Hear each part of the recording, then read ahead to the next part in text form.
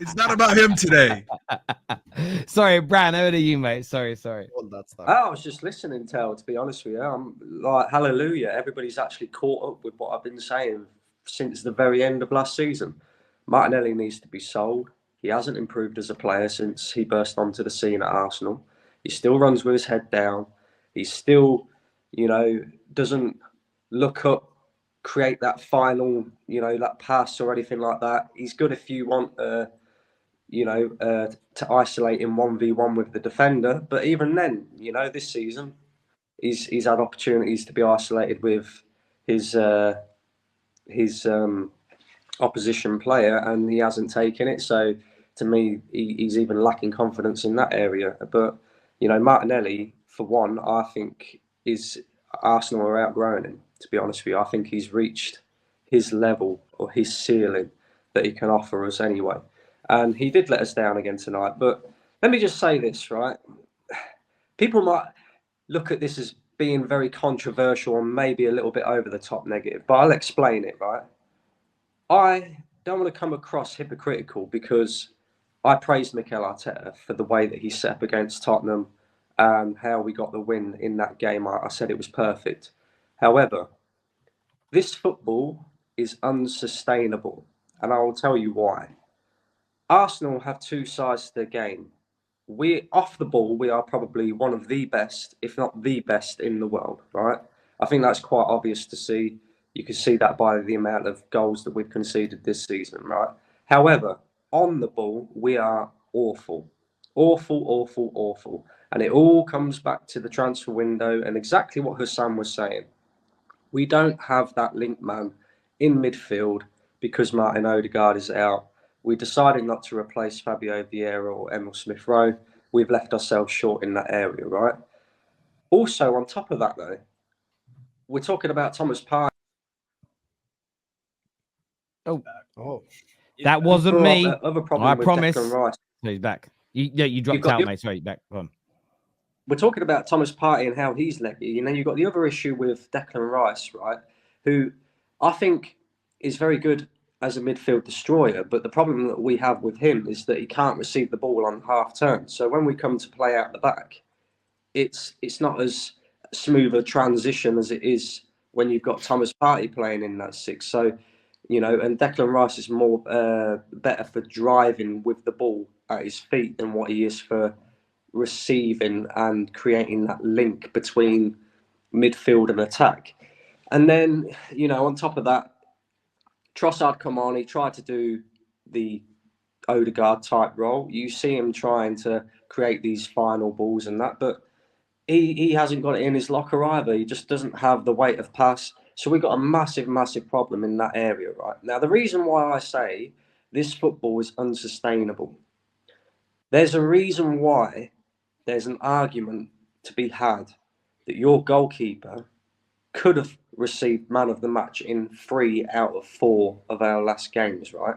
Now, that's either because, number one, your goalkeeper's being worked far too hard. That isn't the issue. The issue is he's pulling off these fantastic saves, and it's brilliant for us.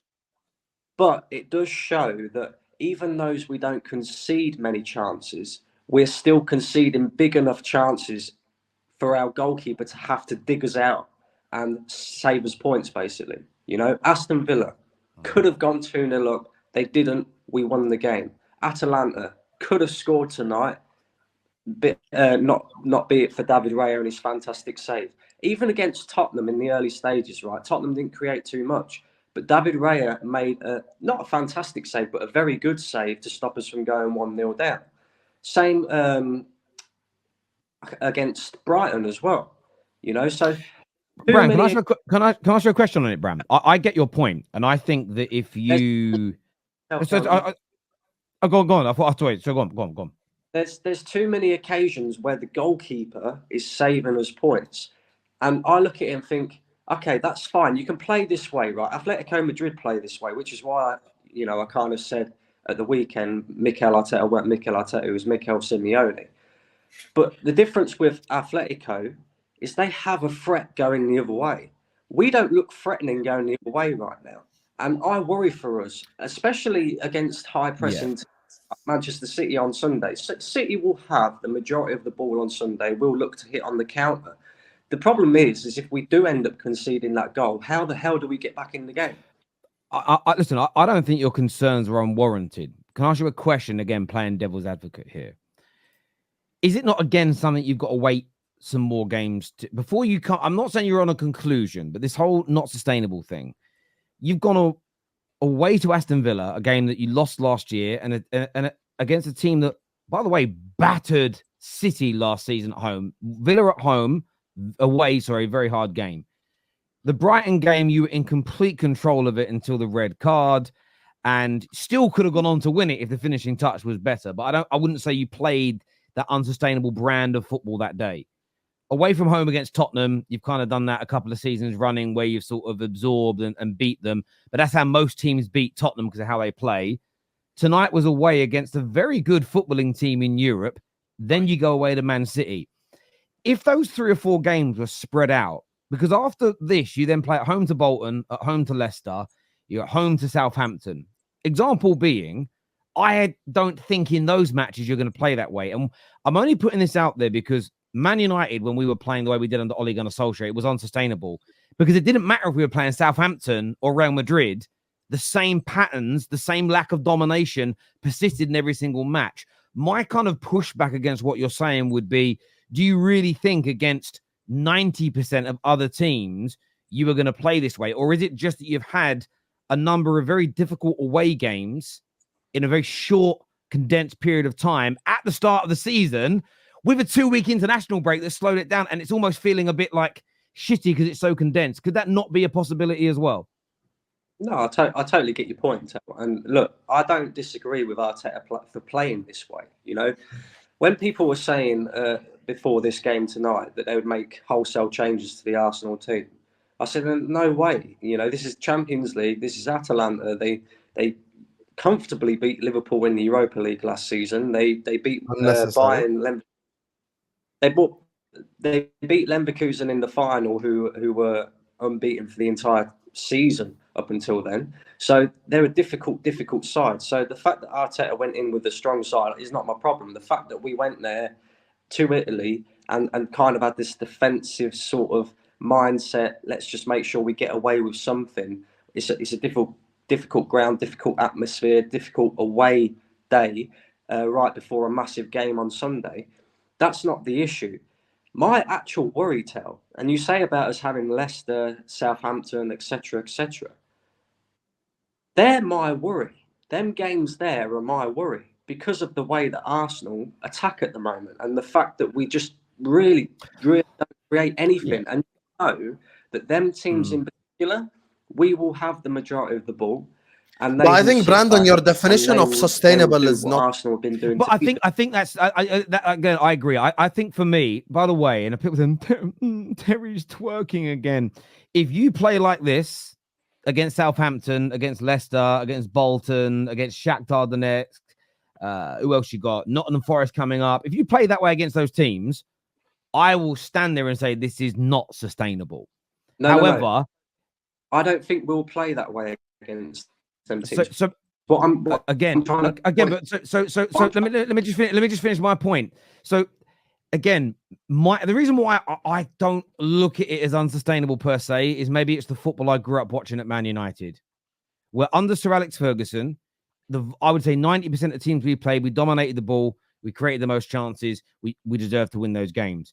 But when we went away from home in Europe, what Arsenal did tonight, sometimes we won quite a lot of them. They weren't very entertaining games. As a Man United fan, the amount of times we went away from home in Europe in the group stages and I was rarely entertained was on a regular basis. And most of the time when we went away from home in the Premier League to teams that were really good, we played counter-attack football.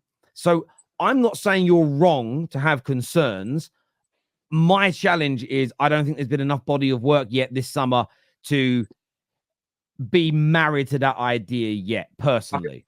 Can I jump in? Unsustainable is probably the hang on. What I'm saying is I'm concerned that Arteta gets a little bit comfortable with us playing this way. Like I said, Raya, let's not forget Raya's had to pull out some amazing saves to win Arsenal points, basically, right, in 3 out of the 4 games. So when I Yeah, say but Ederson unsustainable, did I that kind of mean versus it in that way. Brentford. But Yeah. when you said about these so-called smaller teams, will we play that way against them? No, I don't think we will.